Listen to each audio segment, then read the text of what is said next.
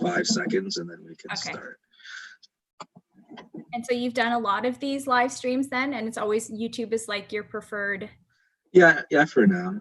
Okay. All right, good evening, everyone, and welcome to another edition of the Justice and Pieces guest speaker series. Today we have Krystle joining us. Krystle is a food, travel, and lifestyle blogger, photographer, and content creator based out of Toronto. After spending 9 years in the corporate world as a lawyer, she decided to pursue a full-time career as a content creator and hasn't looked back since. So thank you so much, Krystle, for joining us today. Thanks so much for having me on. I'm very excited to have a chat. And so let's look at maybe going way back of why did you want to get involved and go to law school in the first place? I think, to be honest, I don't know the exact reason. I think, as with a lot of, like, I set the intention and the goal when I was very young, so probably dating back to elementary school. And I think it was just one of those things where, like, as a kid, you want to grow up and have a profession, whether that's a doctor or a dentist or a lawyer. So for me, I just kind of thought that it was like a noble profession. You can make a lot of money. It was a great title. And also, when I was in elementary school, I was very much into public speaking and debating. And I just kind of thought that the two things like went well together. So I just kind of set that intention and goal very early on without necessarily understanding what it actually meant. And I just kind of worked my way towards that without thinking twice about it. So in high school, I continued to orient myself that way. Same thing in university. I took courses that were in line with that. I joined like the Law Society for Students. And yeah, I just kind of continued on to make it happen. And then after law school, what were some of your legal experiences after graduating? Yeah, well, I think I got a pretty well-rounded experience within private practice. So I started off, I went kind of like the traditional track when I was in law school. I went through the OCI process, so the on-campus interview process, thinking that that was kind of the thing to do. Everybody was doing it. Again, just kind of going along with what I thought I needed to do. And I was fortunate enough to get a summer law position. So that would have been in my second year of law school. And typically what the firms will do is hire back their summer students as part of like their articling student pool. So I got hired back as an articling student. And then in my year, we all got hired back as associates. So I was called to the bar in 2008, and then I was hired back at the same firm. So I started off at a big, a big size Toronto international firm, national firm, the Toronto office of a national firm. So it was a big firm. I kind of did a lot of work for the tax department when I was a summer student and also in articles. So it was just kind of like a function of the work that I was doing. So I was drawn into the corporate tax group without having had a background in corporate tax or a background in finance or a background in business. And I think pretty early on within my practice in corporate tax, I realized that it wasn't really for me because it's a very, very technical subject matter. And to really make it or be really successful in tax, you have to have a love for it because it is so technical. I mean, like the Income Tax Act is like this thick. So in addition to the actual practice, there would be a need for like doing speaking engagements and doing a lot of like extracurricular research and learning a lot more because it's such a technical field. So within a couple of years, I was at that firm, called to the bar, like I said, in 2008, and I worked there until 2011 when I decided that I wanted to transition into a general corporate commercial. So even though I didn't like the tax altogether, there were aspects of it that I did like. One of those being, transactions. So I like the M&A aspect of law. So I decided to transition into general corporate commercial. I went uptown to a mid-sized firm where I spent 5 years practicing corporate commercial. And I felt there that I really kind of gained my confidence as a lawyer and kind of gained my wings, because when you're at a big firm as a student and then even as an associate, you only ever get carriage of maybe a small portion of the file. Usually it's a partner and then a senior partner who are responsible for doing the client management. So you don't really get as much experience, I think, as when you're at a smaller firm or a boutique firm where you have more autonomy over your file and you get to really develop your practice. So I really grew in that 5 years that I spent at that uptown firm. But then one of the partners who I did a lot of my work for decided to leave and go to another firm. And with him, he took, his book of business, and a lot of, I suddenly was left with not as much work to do, and started kind of feeling a little bit complacent, felt like I wasn't being challenged. So an opportunity came up. Somebody that I knew who was working at a downtown firm had told me about it. And then I went through the interview process and got hired there. But within working there for a few months, I realized this was not the environment that I wanted to be in. So I spent less than a year there before deciding to quit law altogether and do this on a full-time basis. So tell us where you got the inspiration for Dine&Fash. Yeah, so I started off on Instagram, and I think it just became like a little bit of an addiction for me, or an obsession. It was just like this cool app. I, had always had these passions and these interests that predated doing this on a full-time basis. So it wasn't like it just kind of came out of midair. I always really enjoyed traveling, and that dates back to when I was in law school. I spent a semester abroad when I was in Amsterdam, did a lot of travel there. So that's where my love and passion for travel really came from. Same thing with food. Also living abroad, it kind of expanded my horizons and my palette. So I had these interests in food, travel, and also amateur photography. So I just thought that the app was a really neat place where people were just kind of sharing their life or pictures of food or what have you. So it started off with me having a personal account and sharing random things. And then as I started getting a little bit more into like the Instagram world and kind of meeting other people in the industry, I felt like I was getting a little bit more sucked into it. And I just was very interested and wanted to invest more time in learning about it and creating content. And then kind of doing that kind of like more niche. Instead of having a very random personal account, I decided, okay, I want to focus on doing primarily food and sharing fashion and creating content. So the name Dine&Fash, it just kind of came to me one day. I was on the subway going up to work, and I knew that I wanted kind of like a clever name. And I figured like Dine&Fash was a play on Dine and Dash. So I thought that it was clever, and I decided to change my name on Instagram. I used to have a different handle. And pretty much from that point forward, I was like, all right, well, I'm going to be devoting my time to this. I'm going to start investing in this. I'm putting it out there kind of into the universe. So I'm going to start creating more and more content. And just over time, it grew, and it got a lot of traction a lot quicker than I anticipated that it would.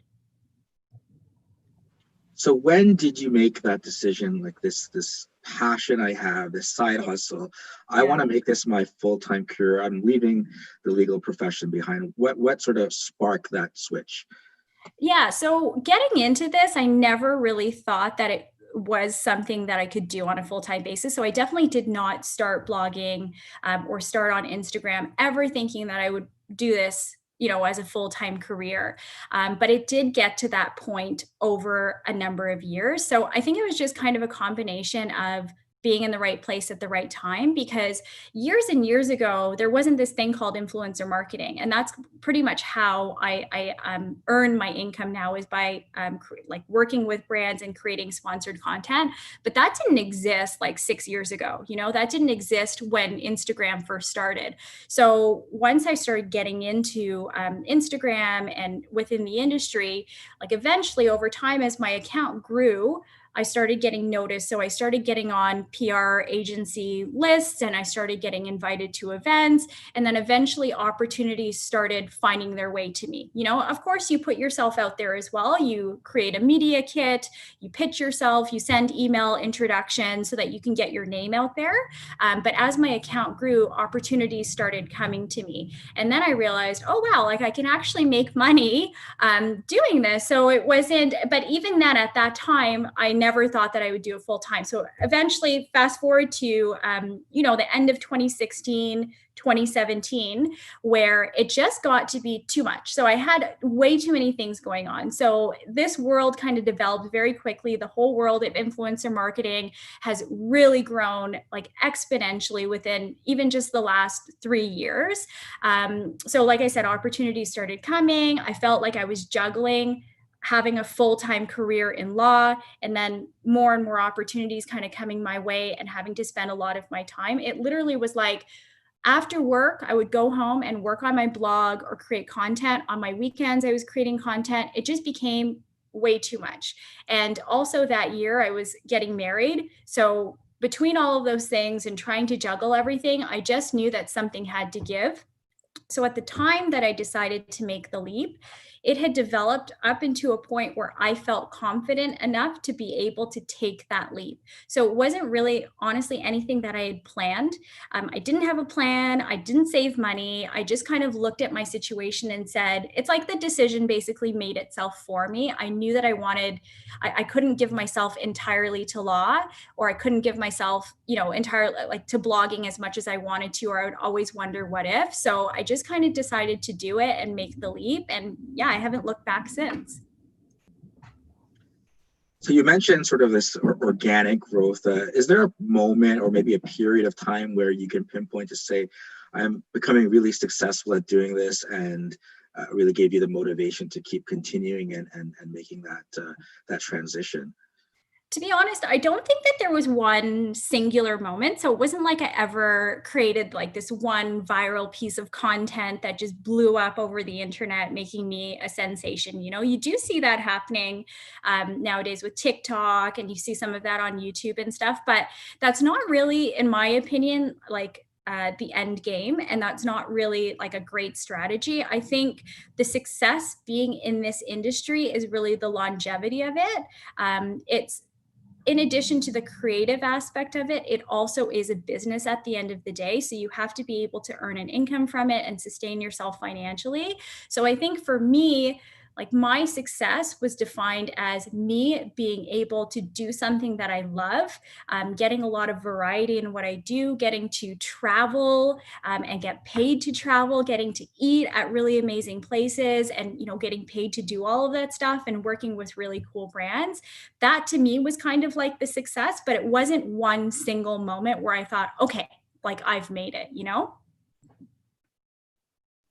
Now, in the legal field, there must have been some people telling you you're leaving behind, a lucrative, established, prestigious type of profession for something that's so uncertain, right? I think there might have been a lot of naysayers saying, "What are you doing here, Krystle?" Yeah. Have you ever felt that you were making or had made the wrong decision in making the switch over? So short answer is I never felt like I made the wrong decision ever. There are definitely times when I may have questioned, but that's just because the nature of this is it's not like I don't have a crystal ball and I can't predict when work is going to come.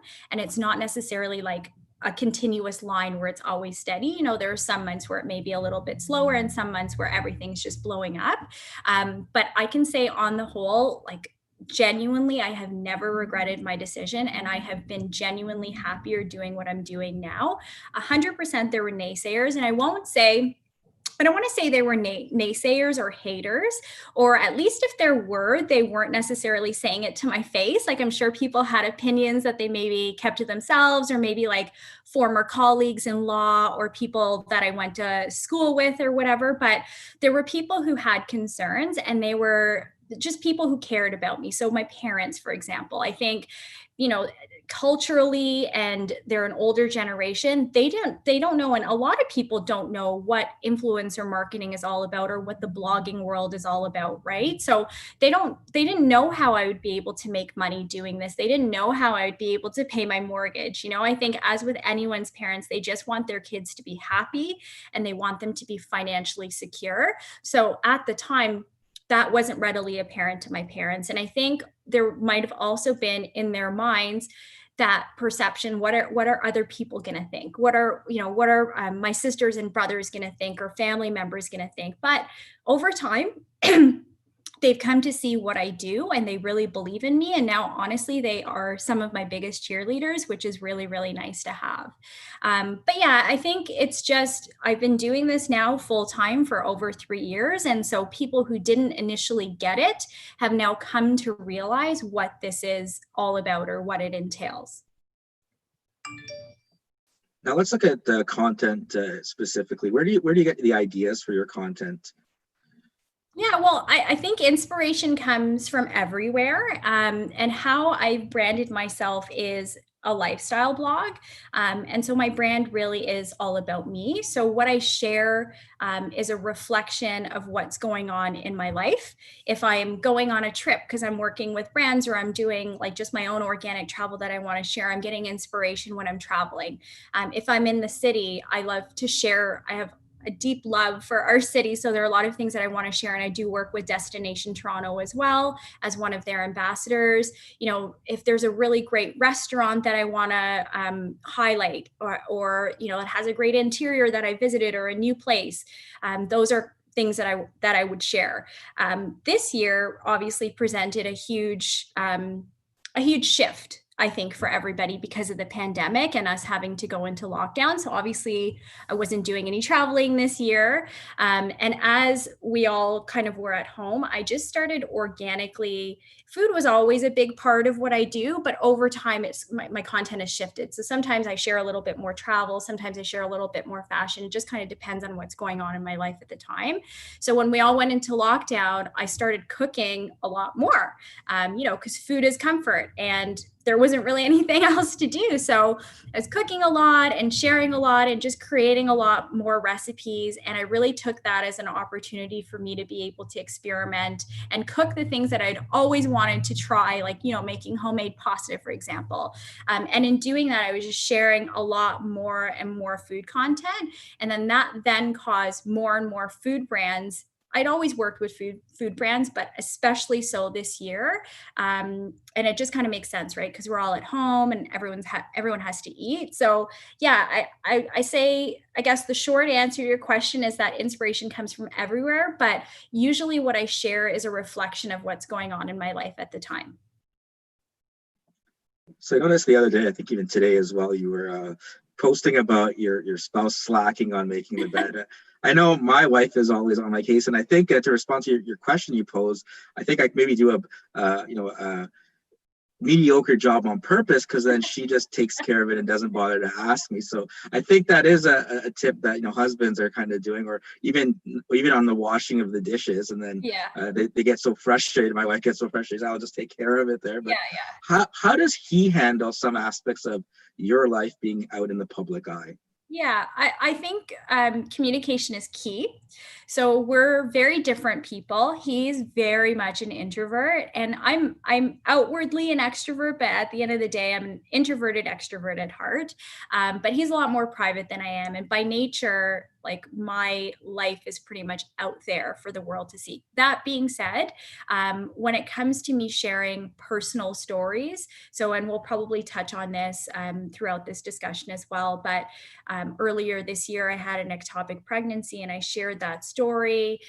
So anytime it pertains to him, I always get his permission before sharing. But there are a lot of times when it's like, I want to take a story, and he's like, I don't want to be in your stories right now. So I have to respect his privacy. But he is also very supportive and he kind of understands this is the nature of what I do. So I think there's a good balance.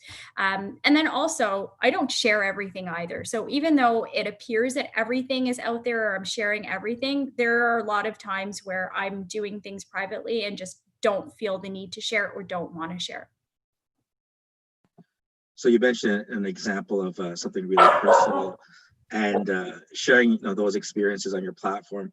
How do you get the courage to open up to your 33,000 followers about such things, and putting it all out there, being so vulnerable, I guess, to any comments or any responses from people in the world of Instagram? Yeah, I think I'm very lucky. We were chatting about this before. Instagram seems, for the most part, to be a pretty positive place. And the people who follow me are usually like longtime followers, people who follow me for me because, again, my brand is me. So they kind of know it's like what you see is what you get, you know? So I don't really get a lot of negative comments. I don't really get a lot of trolls. And so it's always been very encouraging for me anytime I've shared personal stories. And that tends to be the type of content. I don't even like to call it content, like I'm just sharing, but that tends to be what people resonate with the most. Because at the end of the day, the reason why people follow content creators, we're called influencers. I hate the term influencer. I don't like to refer to myself that way. But But the reason why people follow quote unquote influencers is because they're real people. Like, we're real people and we're relatable. So that's why people really like identify with our stories, or personal stories tend to resonate the most with them. So anytime I've shared anything personal, it's always been very, very well received. And they always tend to be the blog posts that I share that are personal tend to be the highest performing blog posts, for good reason, because people are genuinely curious and they want to know. And it also gives me a really great opportunity to be able to engage with my community, because that's what I'm here for. It's not just me putting something out there into the world. It's how it's received. It's what people like, what people's thoughts are. It's having those meaningful discussions in the DMs with people. It's really about sharing, and there's a kind of a give and take. Next week's the U.S. election, and I know you've been posting a lot about President Trump. Even you lost a follower the other day there, as well as things about Black Lives Matter and other social issues that are going on. How important do you find it is for those with a platform to be social activists as well? I think it's very important. I think along with having a platform comes a responsibility. And I think you don't have to be a social activist every single day. But I think that there has been a dialogue, especially that's been created in 2020, that we need to be a part of. And the two things are inextricably linked, So if you have developed a platform of 33 or 50,000 or whatever, people are following you because they look at you as a role model, maybe as inspiration. So I think it is your duty and your responsibility to also share meaningful resources and participate in that dialogue that's happening publicly. This year, especially, in addition to the pandemic, I think it was just like this perfect storm of things that happened, where there's been this general like awakening, with what happened with George Floyd, and everyone is just kind of waking up to these realities. We all kind of knew these things in the back of our mind, but they were never in our face as much, with people being at home more and more and more things being shared on social media, videos, like police brutality was always happening, but we just weren't seeing it. It wasn't being recorded as much, right? So now people are starting to be like, oh, wow, like this is happening. And because I do have followers who are younger, there are a lot of followers who are in my age group, but there are also a lot who are younger. And I think it helps them to be able to share resources as well. So when all of this stuff erupted with the Black Lives Matter movement this year after what happened to George Floyd, there was a big pause on social media, and for good reason. That was the time for us to use our platforms to amplify the voices of our Black friends, and to put a spotlight on them and to share resources. And I think the people who did that, like, there are so many people who reached out and thanked me. I didn't have to do it, but I felt a responsibility to. And I think that's how we all need to use our platforms. Now, how does it work then with respect to, obviously you're working with some brands, and then some of the content obviously is your own personal things that you want to share. How does it go in terms of maybe how you select the brands that you're going to work with? Do you have your own personal connection with them outside of promoting them, let's say, with your work? Yeah. And tell me if my dog is too loud. Okay. I'm so sorry about, just give me 1 second. Let me get him. Stop it.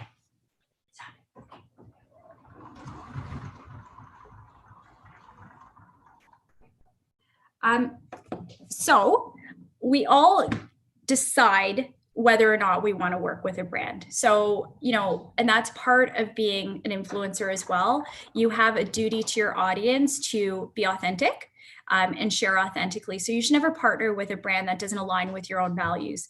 And that's certainly been the case for me. Like, I would never work with a brand who is not sharing the right message, or I don't feel connected to, or isn't now, with all like what's happened this year, isn't participating in that dialogue as well.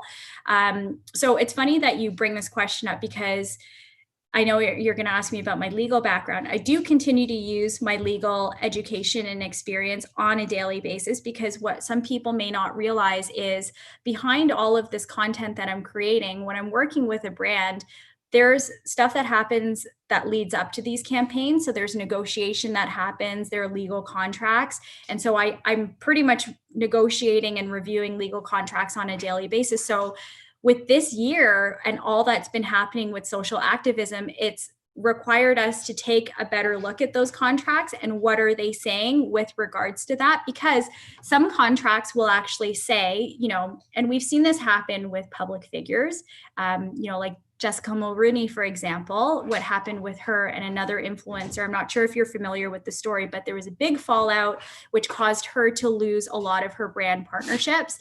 The reason why that's legal is because in the contracts, they actually have clauses that stipulate that if you do something, like if, I can't remember the exact wording right now, but if you basically are involved in a public scandal, or if you do something that causes the brand's reputation to come into disrepute, then the contract can be terminated.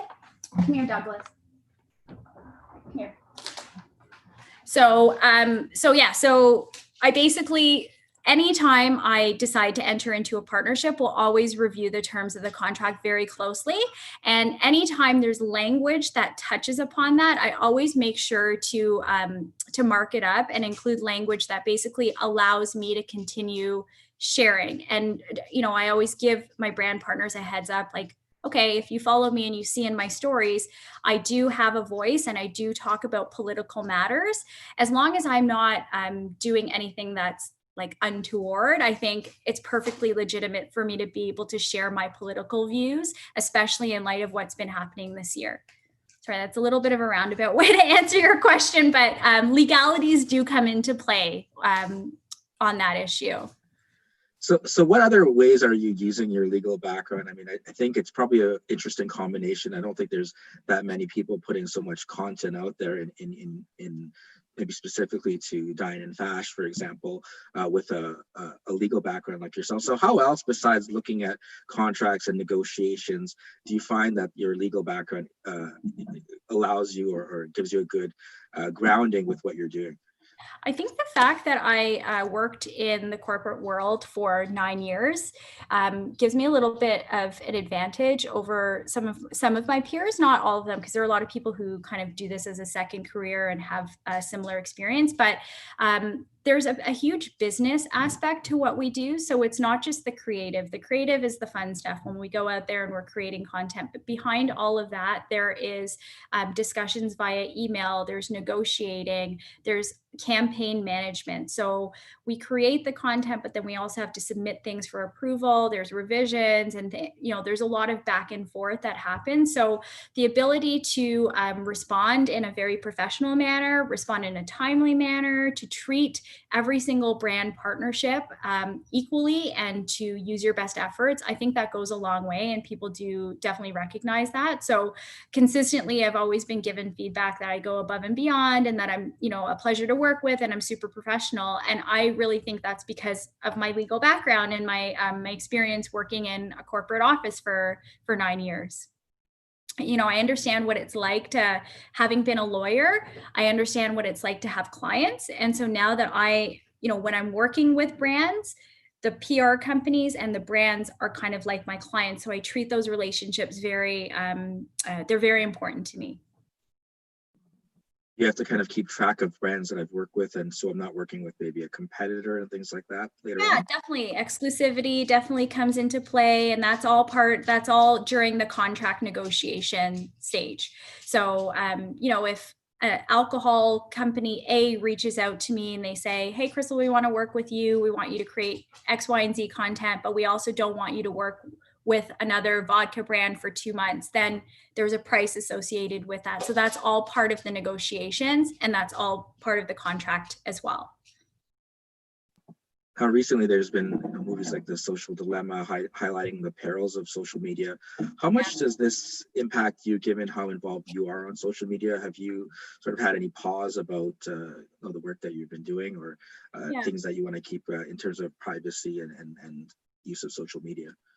I think it's such an important topic, and I'm really glad that it's being people are becoming more aware. I thought it was an excellent documentary, and actually talked at length about the social dilemma in my stories, and tried to engage my audience in having meaningful discussions about it, because there are things that we always kind of knew about social media and how addictive it was, but the social dilemma, I think, really highlighted not just the addiction aspect of it, but also the manipulation aspect, and how things like Facebook have the ability to even like sway decision making in elections, which is really scary, right? So I think it was just the first time that we ever saw something like that like raised awareness. So I thought it was super important to have discussions. And in the end, like, I'm in a very interesting and unique position, because on the one hand, I help to create those ads that are like kind of being thrown at you, and this is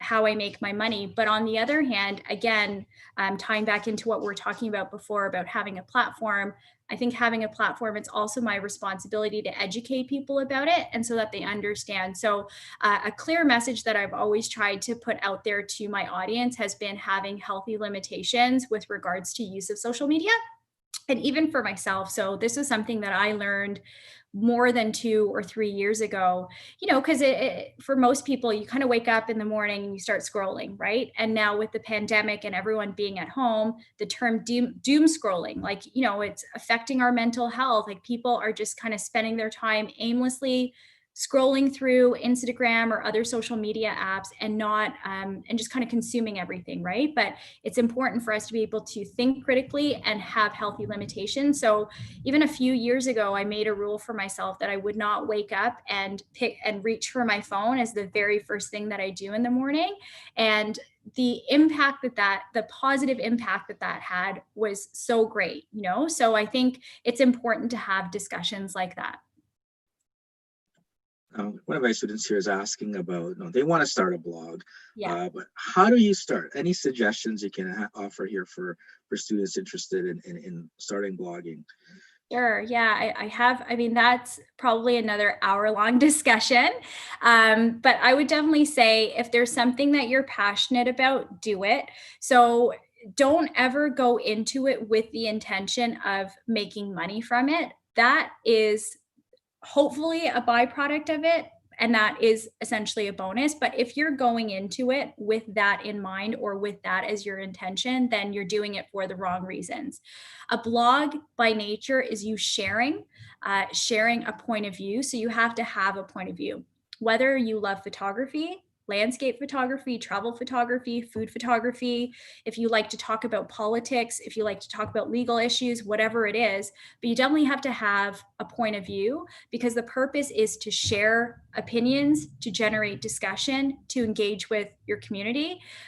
It also is, at the end of the day, a lot of work. So it's not a get rich quick scheme at all.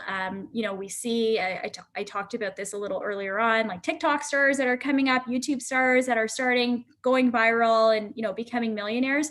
That happens, but that's really an anomaly. That's not the majority of cases, right? So that it does require a lot of hard work, and it's really something that you have to put your heart and soul into.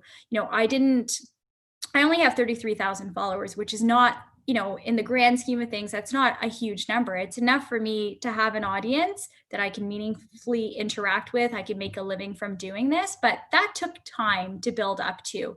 It wasn't something that happened overnight. So for anyone who wants to start a blog, make sure you have something that you're passionate about, that you want to share. Understand that it is a lot of hard work, and it does take time to grow. Incidentally enough, one of my students asked, how long did it take you to gain the following you have now? Yeah, so I started on Instagram, so Insta blogging, I would say at the end of 2015. So I'm now going on 5 years. Some people have grown in a shorter period of time. Some people started before me. Everyone kind of has a different path. And there have been a lot of changes with Instagram and the algorithm affecting engagement and growth and everything. But it did take, in my opinion, did take quite a bit of time. I'm still growing, but it's not the same amount of growth as I experienced kind of early on before Instagram changed its algorithm, but it does definitely take time. So that's 5 years of creating content, of writing, of investing personal time on evenings, on weekends, getting help from my husband. Because also speaking back to the point about how to start a blog, there's a technical aspect of it and the back end aspect.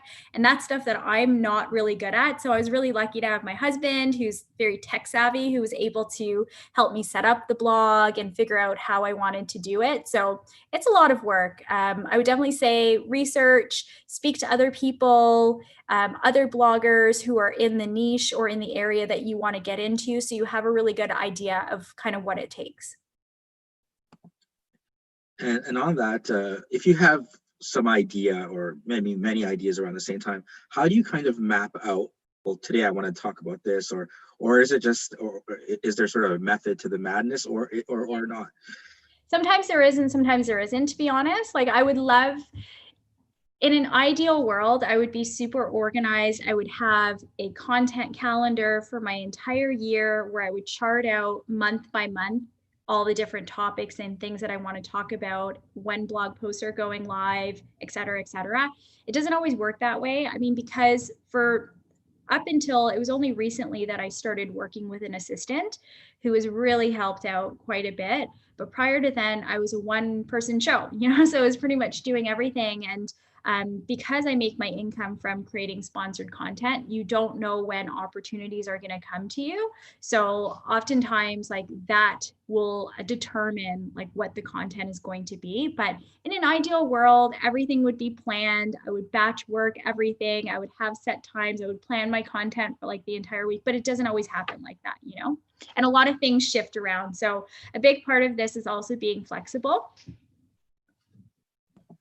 Now, are you, I guess, primarily on Instagram? Are you on other social media platforms, or how do you drive maybe traffic to your blog, which is sort of outside of Instagram? Yeah. And is that sort of the method, or should people be kind of going on Twitter, Facebook, LinkedIn, everything if they want to kind of build a following? I would say it depends. So usually you pick one primary platform and you focus most of your efforts there. That being said, it's super important to not put all of your eggs in one basket and to kind of diversify. So, I mean, we've seen it with past examples like Vine dying, and people have kind of like built up a following on that, or like MySpace going away, So anything could happen. Something could happen tomorrow and Instagram could just disappear. And if you've put all of your eggs into the Instagram basket, then you've basically lost everything. So that's why it's always a good idea to have, if you do want to start a blog, to have an actual website, have your own domain that you own. It's your corner or slice of the internet that's not going anywhere. It's also super important to be able to have access to your audience because, and I should follow a lot of this advice myself, and I have been trying to do that. There are other ways that you can help drive traffic to your blog. For example, Pinterest is a really great resource to be able to do that. But prior to this year and starting to get help, I didn't always have the time to be able to do all of that. So on the one hand, you do have to kind of focus on one or two primary platforms if you really want to build up and develop a following. But to the extent that you can and that you have time, it's important to diversify and kind of to spread your eggs into other baskets as well. So you mentioned content calendars and things like that. Is having consistent content a big thing about sort of getting noticed there? Definitely. Yeah.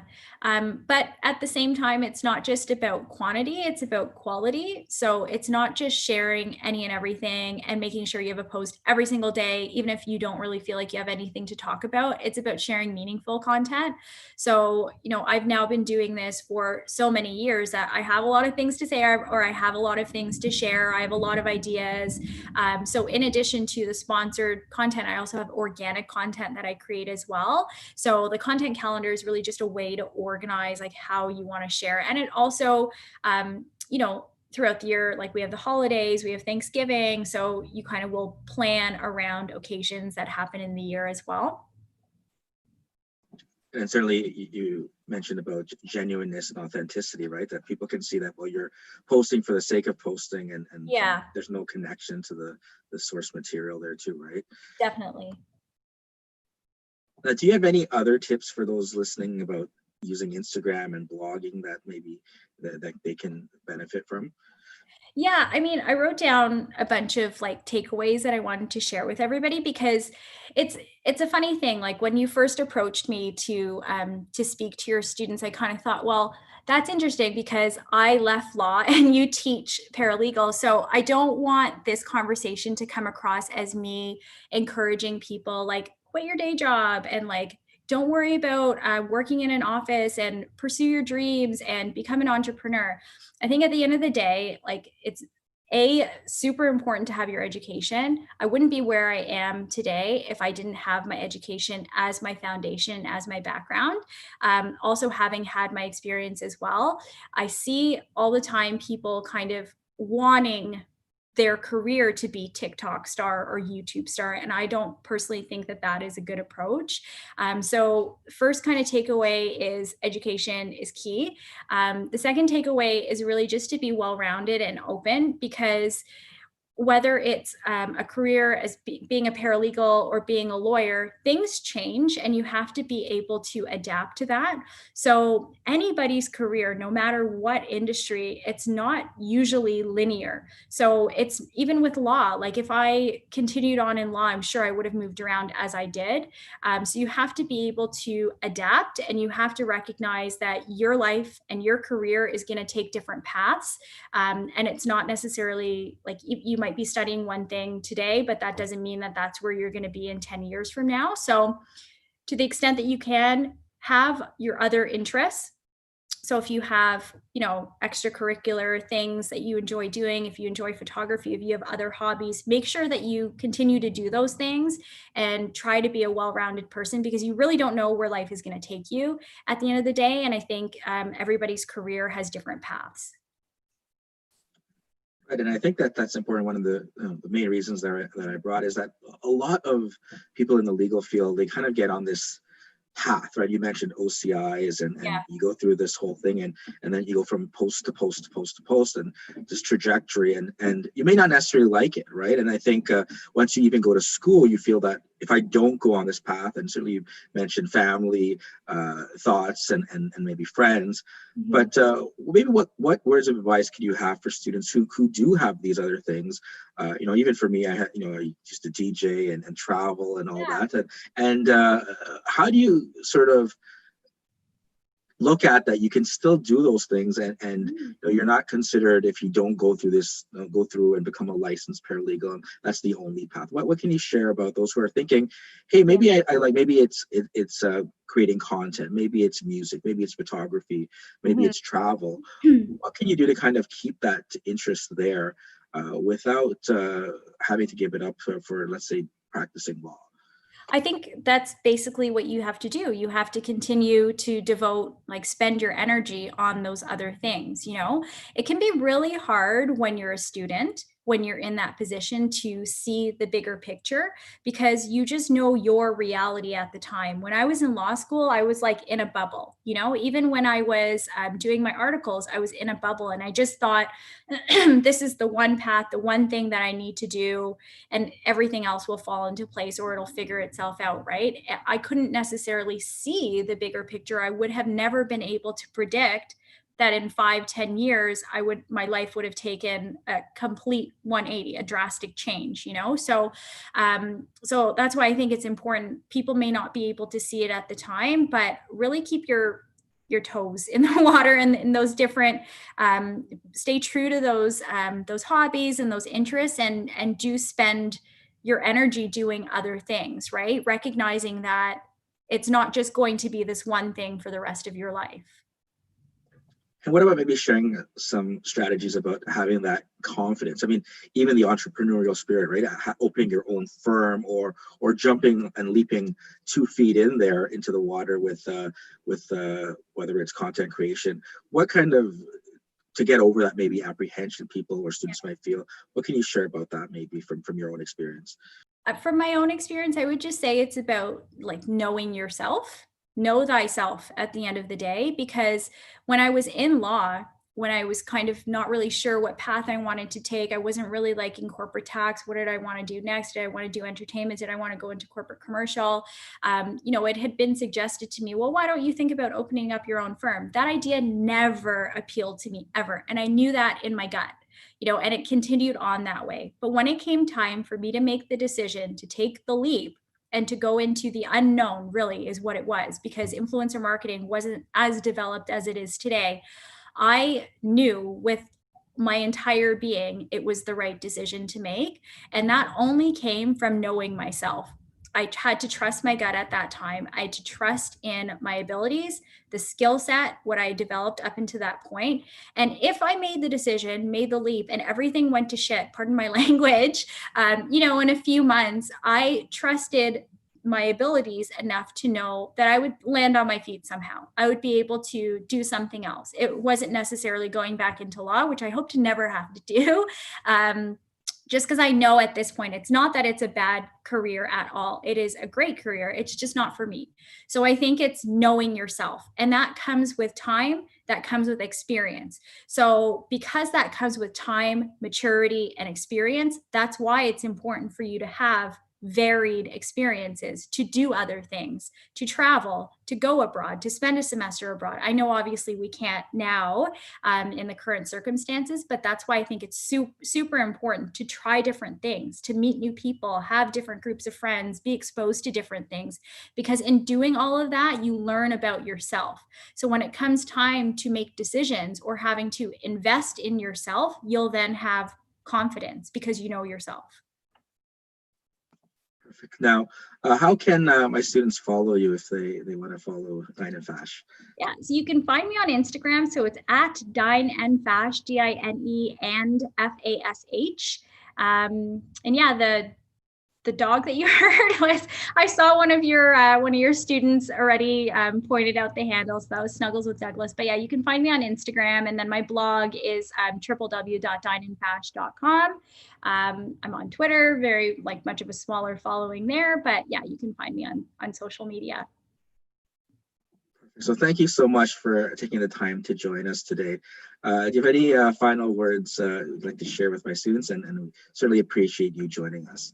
Yeah, well, thank you so much for having me on. I really enjoyed chatting. I'm happy to take any other questions. If I know we were kind of ignoring the questions that were coming up in the chat, but I'm here for another couple minutes. If anyone has any additional questions, I'm happy to answer them. Perfect. I'm just going to take a quick peek.